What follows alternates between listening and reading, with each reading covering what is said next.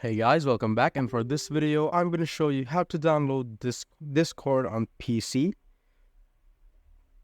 So you could also download it on Mac or Linux, so just go through this with me, the process.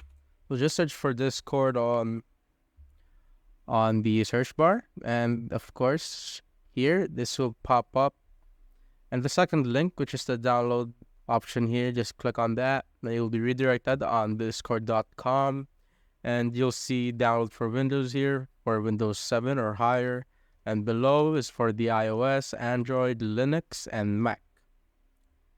So for me, I use Windows, so we'll go for Windows here, download, and after that it'll just automatically start downloading, and you'll see it on top right hand corner for Google Chrome users, and it's just a small size file, so it'll be all good. And just click on this, or you could go to your file manager and click on it.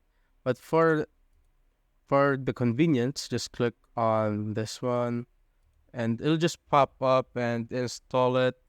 And after that, you'll need to log into Discord, of course, to access it. And after you log in, you're all good. If you have found this video helpful, simply leave a like below or subscribe because it helps reach more people. See you on the next one.